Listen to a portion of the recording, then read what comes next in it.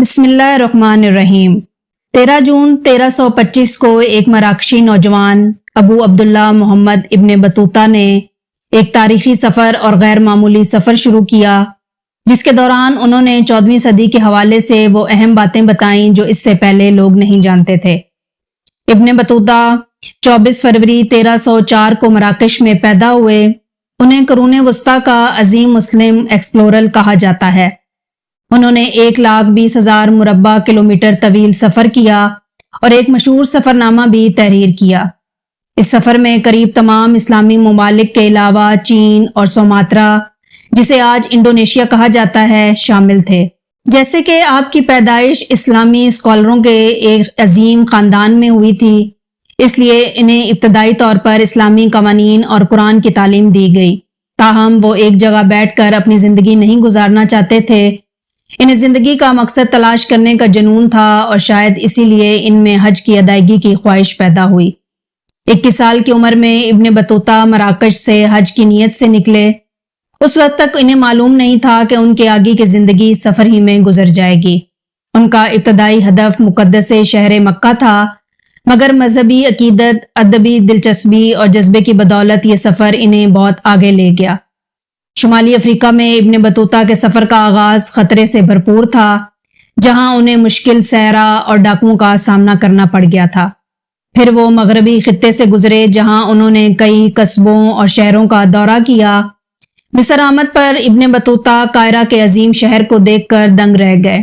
یہ قدیم دور کے ان شہروں میں شمار ہوتا تھا جہاں سب سے زیادہ چہل پہل تھی۔ وہاں وہ عظیم مساجد، مصروف بازاروں اور علمی اداروں میں گئے۔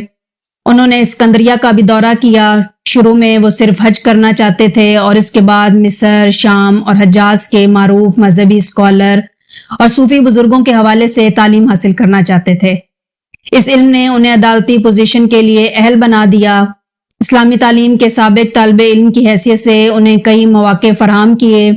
وہ حکمرانوں کے درباروں میں قابل احترام مہمان بنتے تھے۔ مصر میں اپنے سفر کے دوران ان میں مزید جنون پیدا ہوا۔ انہوں نے دنیا کے کئی حصے دیکھنے کا فیصلہ کیا۔ ان کے ساتھی وہاں تجارتی زیارت یا تعلیم کے لیے سفر کرتے تھے، مگر ابن بطوطہ کے اندر نئے ملکوں اور نئے لوگوں کو جاننے میں دلچسپی پیدا ہو گئی تھی۔ کئی سلطانوں، حکمرانوں اور گورنروں نے ان کا استقبال کیا اور ان کی مدد کی، جس کی بدولت وہ یہ سفر جاری رکھ پائے۔ حج ان کے لیے ایک روحانی سفر تھا۔ اس دوران وہ اسلامی دنیا کے مختلف تقاضوں اور لوگوں سے ملے، جس کی وجہ سے ان میں مزید سیاحت کا جذبہ پیدا ہو گیا۔ مکہ میں ان کے ذہن میں ایک نیا منصوبہ بنا۔ جب انہوں نے دلی کے سلطان محمد بن تغلق اور مسلم علماء کے شاندار ثقافت کے بارے میں سنا تو انہوں نے اس دربار میں اپنی قسمت آزمانے کا فیصلہ کیا۔ ایک بالواسطہ راستہ اختیار کرنے پر مجبور ہو کر ابن بطوطہ شمال کی طرف روانہ ہوئے۔ وہ مصر اور شام سے گزر کر دوبارہ ایک جہاز لے کر اناطولیہ پہنچے، جہاں انہوں نے کئی سمتوں سے ترکوں کی سرزمین کو ایک ایسے وقت میں عبور کیا جب اناطولیہ بہت سی چھوٹی چھوٹی سلطنتوں میں تقسیم تھا۔ تاریخ کی کتابوں میں وہ سلجوق سلطنت کے خاتمے اور سلطنت عثمانیہ کے عروج کے بارے میں قابل اعتماد ذرائع بن گئے۔ تمام مقامی حکمرانوں نے ابن بطوطہ کا فراخ دلی سے استقبال کیا۔ قسطنطنیہ سے واپسی پر انہوں نے ہندوستان کی سمت میں اپنا سفر جاری رکھا۔ انہوں نے ایک قافلے کے ساتھ وسطی ایشیا کا سفر کیا، جہاں انہوں نے بخارا، سمرقند اور بلخ کے قدیم شہروں کا دورہ کیا۔ انہوں نے خراسان اور افغانستان سے ہوتے ہوئے کچھ پیچیدہ راستے اختیار کیے اور ہندو کش پہاڑی سلسلوں کو عبور کرنے کے بعد ہندوستان اور پھر دہلی سلطنت پہنچے۔ وہاں وہ سلطان محمد بن تغلق کے سامنے حاضر ہوئے، جنہوں نے انہیں قاضی مقرر کر دیا۔ ابن بطوطہ نے ہندوستان میں کئی سال گزارے، جہاں انہوں نے اس معاشرے کی پیچیدگیوں اور اس کے انتظامیہ اور مختلف مذہبی روایات کے متعلق تعلق کا مشاہدہ کیا۔ ابن بطوطہ نے محسوس کیا کہ ہندوستان میں ان کی حیثیت خطرے سے خالی نہیں۔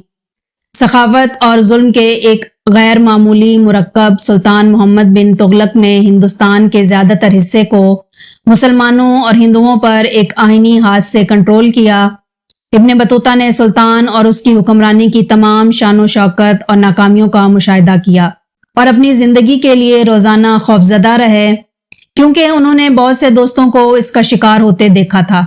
ابن بطوطہ کی جانب سے سلطان محمد بن تغلق کے کردار کی عکاسی نفسیاتی بصیرت کا ایک غیر معمولی نمونہ تھا، جس میں ان کا خوف اور ہمدردی دونوں عیاں تھے۔ سلطان نے ابن بطوطہ کو 1342 میں چینی حکمران کے لیے اپنا سفیر مقرر کیا۔ ابن بطوطہ نے بغیر کسی افسوس کے دہلی چھوڑ دیا، لیکن یہ سفر مزید خطرات سے بھرا ہوا تھا۔ کیونکہ سفارت خانے پر ہندو باغیوں نے حملہ کیا تھا، وہ مشکل سے اپنی جان بچا کر نکلے تھے۔ جنوب مغربی ہندوستان کے مالابار ساحل پر انہوں نے خود کو مقامی جنگوں کے درمیان پایا۔ ان کا جہاز آخرکار تباہ ہو گیا۔